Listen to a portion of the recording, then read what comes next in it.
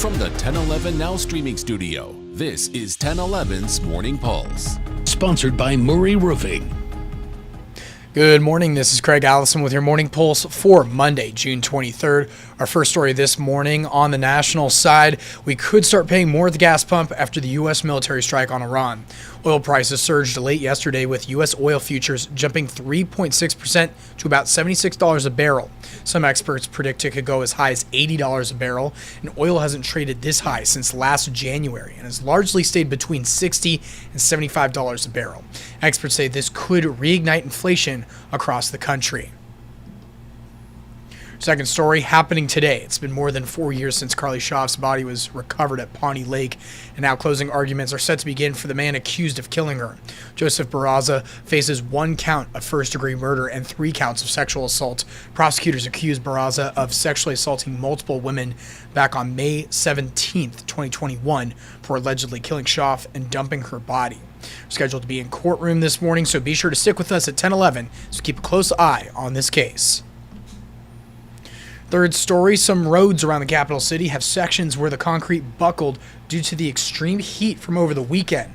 Video here shows just one area north of 56th and London Road. Other areas include 84th and Van Dorn, as well as east of 70th and Pioneers. If you come across an area where the concrete is buckled, submit info through LTU's Uplink app. In your fourth story, Lincoln Police responded to the west parking lot of the Gateway Mall yesterday evening, where 4 dogs were locked inside a vehicle with no air conditioning and the doors locked.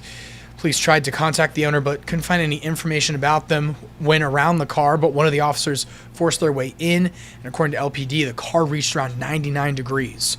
One of the dog collars did show the owner's phone number, and they were able to contact them. The owner, a 56-year-old Idaho man, was cited.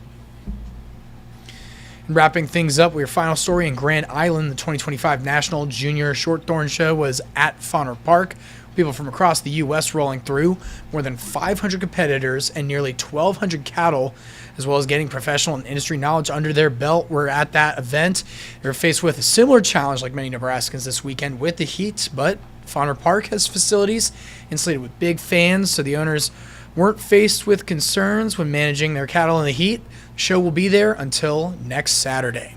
That is your Morning Pulse for this Monday morning, and we'll wrap things up with a look at your 7-day forecast. Weather alert day for storm chances, but it's another hot one.